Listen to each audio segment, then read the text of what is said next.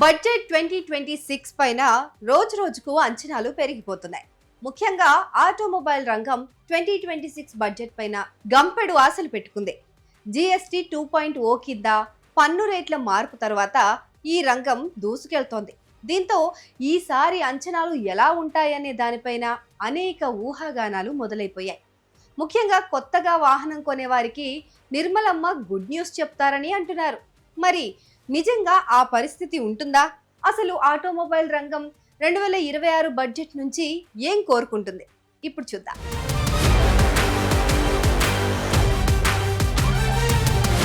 భారత ఆటోమొబైల్ రంగం 2025 చివరి త్రైమాసికంలో అంటే అక్టోబర్ డిసెంబర్ మధ్య అద్భుతమైన వృద్ధి రేట్ని సాధించింది. జీఎస్టీ 2.0 కింద పన్ను రేట్ల హేతుబద్ధీకరణ, గ్రామీణ ప్రాంతాల్లో పెరిగిన డిమాండ్, పండుగ సీజన్ జోరు ఈ విజయానికి ప్రధాన కారణంగా నిలిచాయి. అయితే ఇప్పుడు అందరి దృష్టి ఫిబ్రవరి 1న ప్రవేశపెట్టబోయే కేంద్ర బడ్జెట్ 2026 పైన ఉంది. ఎందుకంటే 2025లో ప్యాసింజర్ వాహనాల అమ్మకాలు 45.5 లక్షల యూనిట్ల మార్కును దాటి రికార్డు సృష్టించాయి. ఇందులో ఎస్యూవీల వాటా 55% కంటే ఎక్కువగా ఉంది. దీనికి ప్రధాన కారణం జీఎస్టీ 2.0 అమలు. ఇది అమల్లోకి వచ్చిన తర్వాత చిన్న కార్లు, టూ వీలర్లు, కొన్ని కమర్షియల్ వెహికల్స్ పైన పన్ను భారం తగ్గింది. దీనివల్ల టాటా, మారుతి, హ్యుందాయ్ వంటి కంపెనీలు తమ వాహనాల ధరలను 50,000 నుంచి 2,40,000 రూపాయల వరకు తగ్గించాయి. అటు పట్టణ ప్రాంతాల కంటే గ్రామీణ మార్కెట్లలో వాహన విక్రయాలు విపరీతంగా పెరిగాయి. ఇది ఇలానే కొనసాగాలంటే ఖచ్చితంగా బడ్జెట్ 2026లో మరిన్ని బెనిఫిట్స్ తీసుకురావాలని కోరుతున్నారు.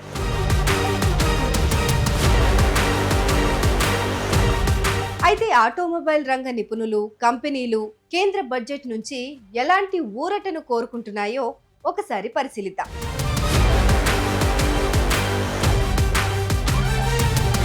రోజు రోజుకు వాయు కాలుష్యం పెరిగిపోతుంది. చాలా మంది పెట్రోల్, డీజిల్ వాహనాలకు స్వస్తి చెప్పి ఎలక్ట్రిక్ వాహనాలను కొనుగోలు చేస్తున్నారు. దీంతో ఈవీలకు మద్దతు ఇవ్వాలని పెద్ద ఎత్తున ప్రభుత్వాన్ని కోరుతున్నారు. ఎందుకంటే మెజారిటీ కాలుష్యం వాహనాల నుంచే వస్తోంది. వీటికి చెక్ పెట్టాలంటే అది ఈవీల వల్లే సాధ్యం. ప్రస్తుతం ఈవీల పైన 5% జీఎస్టీ ఉంది. పెట్రోల్, డీజిల్ వాహనాలపైన కూడా జీఎస్టీ తగ్గుతున్న నేపథ్యంలో ఈవీలకు ఉన్న పన్ను వెసులుబాటును అలాగే కొనసాగించాలని పరిశ్రమ కోరుతోంది. ముఖ్యంగా ఎలక్ట్రిక్ వాహనాల కొనుగోలుపైన ఇచ్చే సబ్సిడీలను అంటే పిఎం ఈ డ్రైవ్ స్కీమ్ను మరింత కాలం పొడిగించాలని కోరుతున్నారు. ఇక కంపెనీలు మాత్రం ఈవీ బ్యాటరీ విడిభాగాలు, మ్యాగ్నెట్ల తయారీని దేశీయంగా పెంచడానికి ప్రోత్సాహకాలు ఇవ్వాలని కోరుతున్నాయి. అలాగే బ్యాటరీ తయారీకి అవసరమైన కీలక ఖనిజాలపైన దిగుమతి సుంకం మినహాయింపును కొనసాగించాలని పరిశ్రమలు భావిస్తున్నాయి.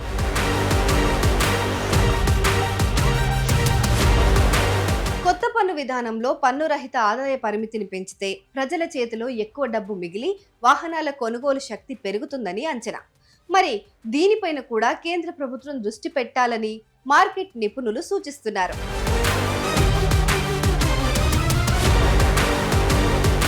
ఇక అమ్మకాలు పెరుగుతున్నప్పటికీ ఆటోమొబైల్ పరిశ్రమ కొన్ని సవాళ్లను కూడా ఎదుర్కొంటోంది.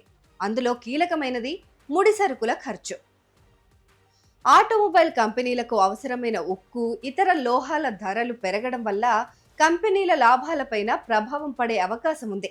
ఇక ఎలక్ట్రిక్ వాహనాల విడిభాగాల కోసం ఇప్పటికీ విదేశాలపైన ఆధారపడటం ఒక ప్రధాన సమస్యగా ఉంది.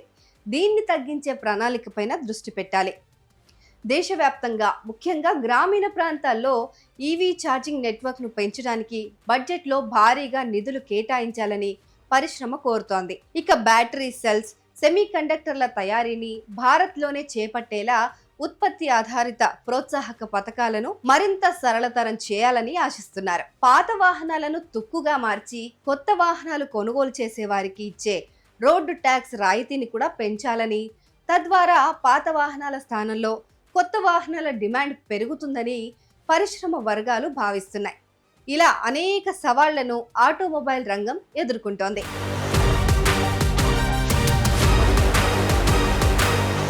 గతేడాది సెప్టెంబర్ నుంచి పెట్రోల్, డీజిల్ వాహనాలపైన కొంత పన్ను ఉపశమనం లభించినప్పటికీ 2026 బడ్జెట్ ద్వారా ఈవీ గ్రీన్ ఎనర్జీ వాహనాల వైపు వినియోగదారులను మళ్లించేలా ప్రభుత్వం నిర్ణయాలు తీసుకుంటుందని ఆటోమొబైల్ రంగం గట్టిగా నమ్ముతోంది.